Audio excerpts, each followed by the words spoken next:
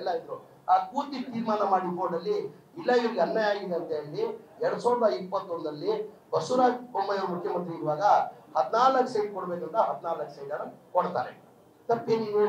ಬರೀ ಇವ್ರಿಗೆ 14 ಸೈಟ್ ಇವ್ರು ಮಾತ್ರ ಅಲ್ಲ, ಸಿದ್ದರಾಮಯ್ಯ ಮಾತ್ರ ಅಲ್ಲ, ಇದು 125 ಜನಕ್ಕೆ ಯಾರು ಈ ತರ ಅನ್ಯಾಯ ಆಗ್ತದೆ ಅಂತವ್ರಿಗೆ ಎಲ್ಲರಿಗೂ ಸೇರಿ 125 ಇದು ಒಂದು 14 ಸೈಟ್.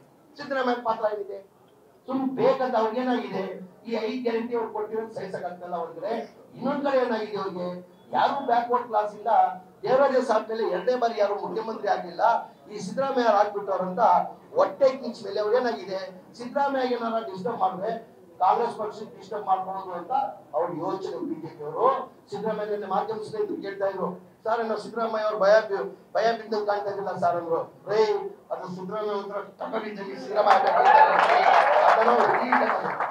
ಅವರು ಸಿದ್ದರಾಮಯ್ಯ ಜೊತೆ ನಾವು MLA ಅಲ್ಲ, ಮಂತ್ರಿಗಳು ಅಲ್ಲ, ಕಾರ್ಯಕರ್ತರು ಅಲ್ಲ, ಇಡೀ ಕರ್ನಾಟಕ 7 ಕೋಟಿ ಜನ ಸಿದ್ದರಾಮಯ್ಯ ಪರ ಇದ್ದಾರೆ. ಸಿದ್ದರಾಮಯ್ಯ ಯಾರು ಏನು ಮಾಡೋಕ್ಕೆ ಸಾಧ್ಯ ಆಗಲ್ಲ. ಪ್ರಯತ್ನ ಮಾಡ್ತಾ ಇದ್ದಾರೆ ಅವರು. ಇದೇ ಪ್ರಾಸಿಕ್ಯೂಷನ್ ಕೊಟ್ಟು ಬಿಟ್ಬಿಡ್ರಪ್ಪ ನೀವು ದಯಮಾಡಿ, ಇಲ್ಲಿ ಯಾರಪ್ಪ ಇವನು ಬಿಡಪ್ಪ ಬರೋರಿದ್ರ ನಿಂತಾರಲ್ಲಿ ಪ್ರಾಸಿಕ್ಯೂಷನ್ಗೆ ಮೊನ್ನೆ ರಾಜ್ಪಾಲ್ ನಾವೆಲ್ಲ ಹೋಗಿದ್ವಿ. ಮೊನ್ನೆ ಶನಿವಾರ ದಿನಾನೇ ಎಲ್ಲ MLAಗಳು, ಮಂತ್ರಿಗಳು, ಮಾಜಿ ಮುಖ್ಯಮಂತ್ರಿಗಳು ಎಲ್ಲ ಮಾಜಿ ನಮ್ಮೆಲ್ಲ ಪಕ್ಷದ ಮುಖಂಡರು ಎಲ್ಲ ಸೇರಿ ರಾಜ್ಪಾಲ್ ಅಂತ ಹೋಗಿದೆ. ನಾನು ಹೋಗಿದ್ದೆ, ಶನಿವಾರ ಹೋಗಿದ್ರು ರಾಜ್ಪಾಲ್ ಅಂತವ. ಜಬ್ಬಾರ್ ಸಾಹೇಬರು ಬಂದಿದ್ರು ಗೊತ್ತಿಲ್ಲ, ತಾವು ಬಂದಿದ್ರು ಸರ್.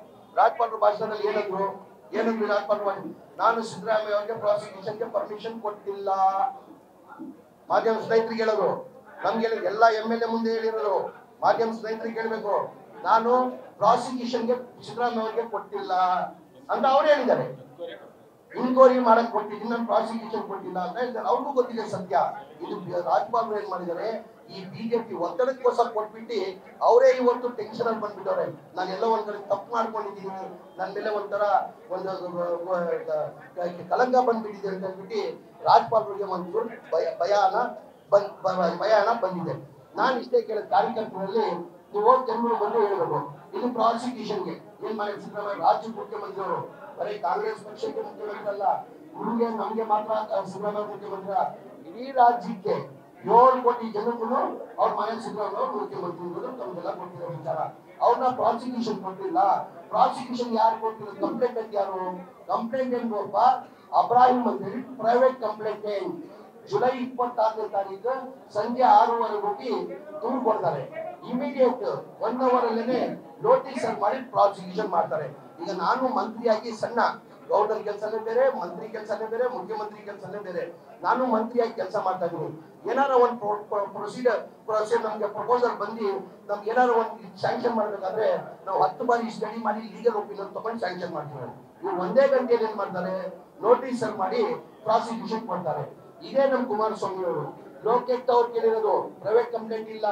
ಲೋಕಾಯುಕ್ತ ಅವರು ಕುಮಾರಸ್ವಾಮಿ ಮೇಲೆ ಪ್ರಾಸಿಕ್ಯೂಷನ್ಗೆ ನವೆಂಬರ್ ತಿಂಗಳಲ್ಲಿ ಪ್ರಾಸಿಕ್ಯೂಷನ್ ಕೇಳ್ತಾರೆ. 8 ತಿಂಗಳಾಗಿದೆ, ಇದುವರೆಗೂ ಪ್ರಾಸಿಕ್ಯೂಷನ್ ಕೊಡಲ್ಲ.